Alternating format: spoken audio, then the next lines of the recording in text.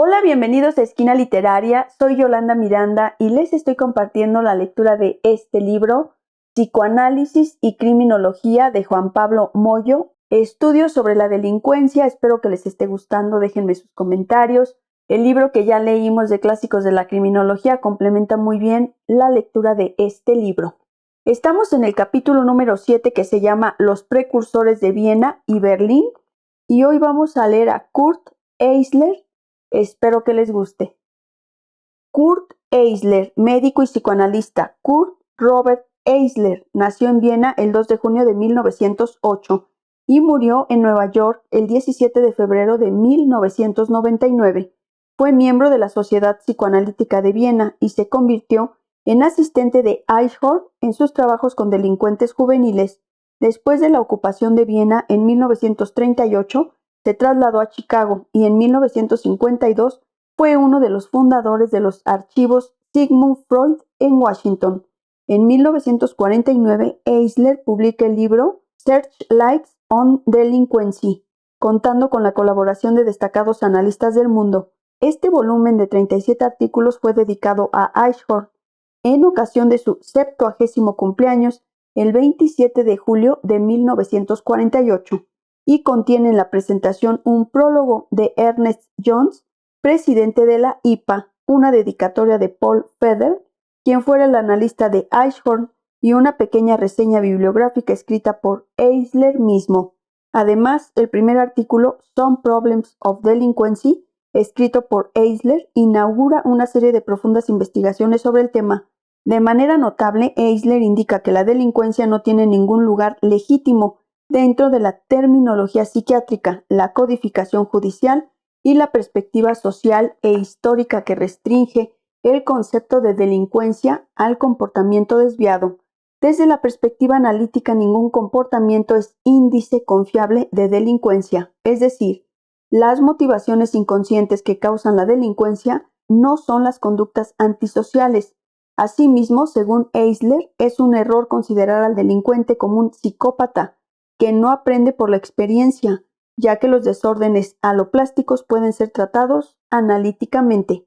El síntoma aloplástico y su descarga placentera caracteriza metapsicológicamente al delincuente, en oposición al conflicto autoplástico y displacentero de la neurosis. En efecto, a diferencia del psicótico que se pierde en sus alucinaciones y del neurótico retirado en la depresión, las fobias o las compulsiones, el delincuente necesita del mundo y está interesado en él. No obstante, un problema clínico importante es, según Eisler, que los síntomas delincuentes pueden mantener suspendida la neurosis o la psicosis, aunque no en todos los casos. Así, la delincuencia puede ser una suplencia psicótica. Por otro lado, aparece como requisito previo para el desarrollo de la delincuencia la vivencia en la historia infantil de una injusticia concreta en la realidad, no una mera queja neurótica, y por esto, toda delincuencia clínica, en cierto modo, según Eisler, pertenece a la categorización de las excepciones descrita por Freud. Con respecto a la terapéutica, reconociendo la influencia de Eichhorn y sus intervenciones activas, Eisler indica como objetivo principal del tratamiento una transformación paulatina del síntoma aloplástico en autoplástico a partir de la transferencia del delincuente con el analista. En esta tarea de dos fases, este no debe responder a los desafíos del delincuente para no quedar en serie con los demás familiares y agentes sociales, y debe predecir sus acciones para proponerse como persona valiosa para él. En definitiva, para la instalación de la transferencia, el analista debe estar advertido del mundo delincuencial y sus valores para proponerse como su objeto. Así, los desórdenes aloplásticos pueden ser tratados. En 1950, Eisler publica un artículo titulado Ego Psychological Implication of the Psychoanalytic Treatment of Delinquents, en el que complementa y enriquece las ideas expuestas anteriormente. El autor inicialmente puntualiza que la técnica psicoanalítica freudiana es aplicable solamente a algunos desórdenes pertenecientes al grupo de la psiconeurosis. Sin embargo, a continuación presenta la existencia de tres grupos en los que la técnica debe ser replanteada, a saber, los desórdenes de la niñez, el grupo de esquizofrenias y los delincuentes. Asimismo, para Eisler se trata de una cuestión pragmática o de una redefinición pragmática de los conceptos. Él emplea esa palabra tan en boga en nuestros días, ya que la técnica clásica no conduce al éxito previsto si es utilizada con un delincuente. Por lo tanto, en cuanto a la transferencia, el tratamiento de delincuentes se diferencia del de los pacientes neuróticos y requiere del establecimiento de una fase previa que Eisler, siguiendo a Eichhorn, llama inicial o preparatoria, que da lugar paulatinamente al análisis clásico y la cura tipo. En efecto, en la estructura de las neurosis, el desarrollo de la transferencia es un proceso casi automático si la situación técnica se maneja correctamente. Sin embargo, frente al delincuente con su predominio narcisista, su incapacidad de amar y de establecer una reacción positiva en la primera fase de la relación emocional, dinámicamente similar a la transferencia, se requiere de medidas activas por parte del analista. Así, el efecto acumulado de la tarea laboriosa del analista en esta primera fase se convierte paulatinamente en la transferencia del neurótico y finalmente ambas resultan indistinguibles. Naturalmente, este uso ampliado de la transferencia y la técnica activa de Eisler, inspirada en Eichhorn, parte de la consideración de la delincuencia en relación con una carencia afectiva y su distinción del perverso y el psicópata.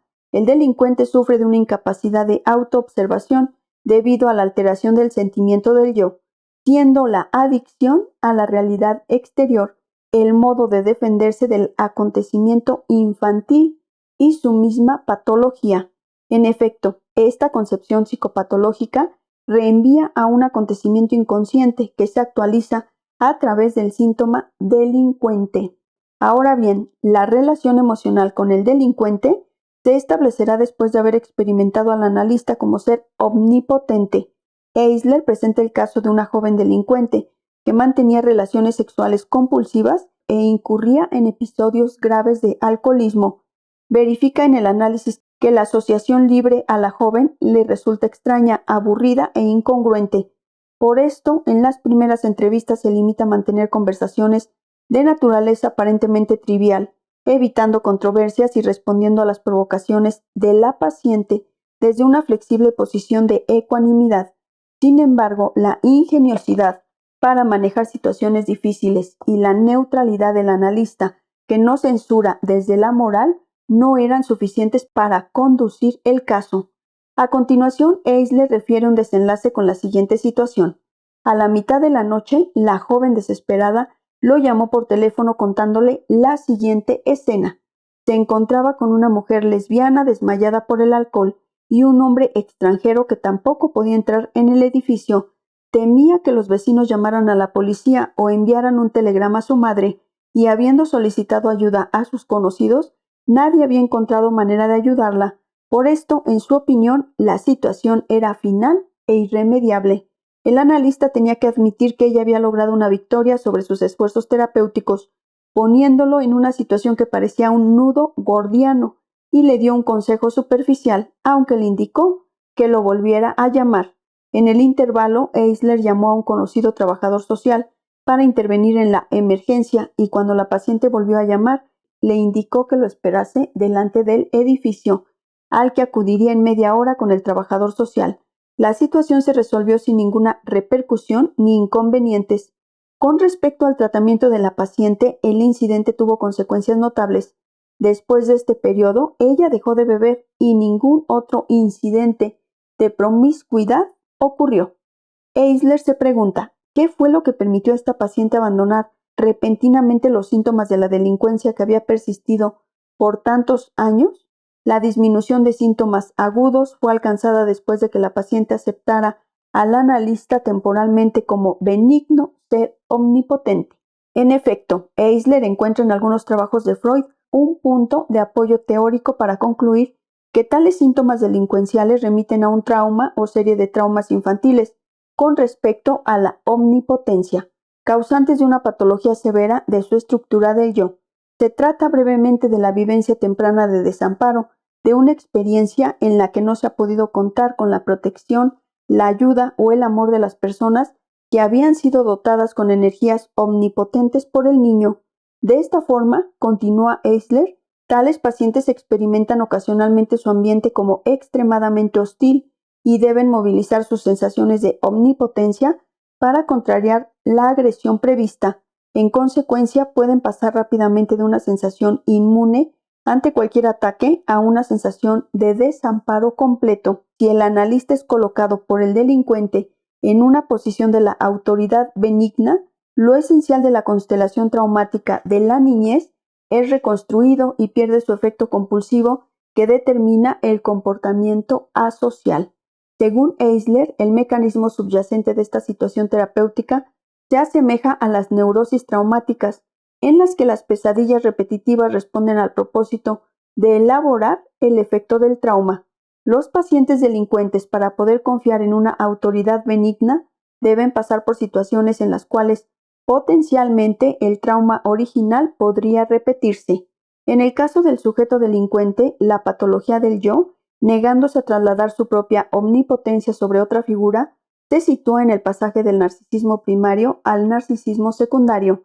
Desde esta perspectiva, el analista se ofrece como objeto para la omnipotencia secundaria del paciente durante la fase inicial del tratamiento. Por otro lado, los pacientes que demuestran un grado serio de delincuencia se aburren de modo sintomático porque sufren generalmente de una actitud patológica hacia la muerte. Por esto se exponen al estímulo de mayor intensidad y variedad para mantener una sensación de bienestar. Si el delincuente prefiere incluso una sorpresa suavemente desagradable a una situación de familiaridad constante, el analista debe introducir el elemento sorpresa en la situación terapéutica desde la primera entrevista. Por último, el problema del delincuente con la realidad externa testimonia su proceso psíquico interno, pues su psicopatología está arraigada en el periodo de tomar posesión de la realidad y descubrir su propio yo. El tratamiento del delincuente hace necesaria una fase inicial porque su personalidad debe primero experimentar una reorganización que permita más adelante un análisis apropiado y conducido según la técnica modelo. En consecuencia, la interpretación desempeña un papel de menor importancia durante la fase inicial y debe ser dada solamente si sirve como preparación para la segunda fase, cuyo índice clínico es la desaparición de síntomas delincuentes, es decir, el paciente debe haber demostrado su capacidad de sobrellevar las tensiones de la vida de cada día sin caer nuevamente en síntomas delincuentes.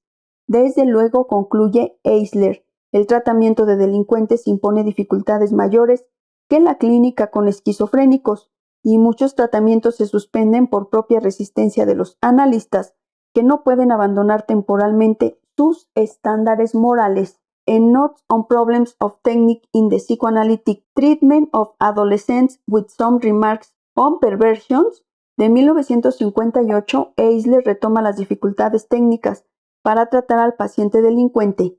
Dos obstáculos se presentan de inmediato. Los síntomas no son dolorosos para él, que no presenta deseos de cambiar, sino para su ambiente, y además el delincuente ve al analista como un representante de la sociedad contra la cual dirige sus agresiones. Seguidamente otorga un ejemplo simple si pusieran a un delincuente típico en el diván analítico para la asociación libre. Este se quedaría dormido no solo por resistencia, sino también como consecuencia de un defecto estructural. Como ya se ha enfatizado, es necesaria una primera fase del tratamiento, que consiste en hacer analizable al paciente. En efecto, la cuestión sigue siendo ¿cómo puede el analista transformar al delincuente en un neurótico? Eisler justifica entonces el tratamiento de la psicología del yo. Mediante la frustración se alcanza la fase edípica y la identificación con una autoridad, instituyendo procesos que conducen a la formación de la estructura del superyo, es decir, el analista se ofrece como un superyo aceptable al paciente delincuente. A diferencia del esquizofrénico que elimina su conflicto sobre la realidad a través de la falsificación delirante de sus percepciones y pensamiento, el delincuente mantiene intactas tales funciones, pero el superyo, insuficientemente desarrollado, no le permite contener sus mociones dirigidas hacia la satisfacción inmediata.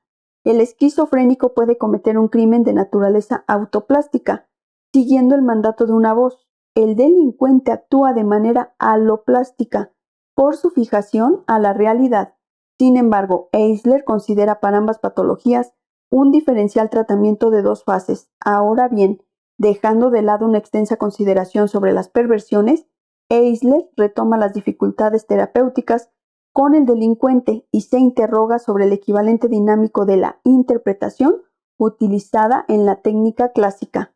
Concluye que el analista experimentado debe ser capaz de usar los detalles aparentemente triviales que sirvan como pistas a los planes delictivos y así, verbalizando los pensamientos secretos del delincuente, crear la ilusión de omnipotencia que conduce a la transferencia y a la segunda fase. Espero que les haya gustado la lectura del tema del día de hoy de este libro, Psicoanálisis y Criminología. Los espero en el próximo video para leer el último autor de este capítulo. Muchas gracias por escuchar.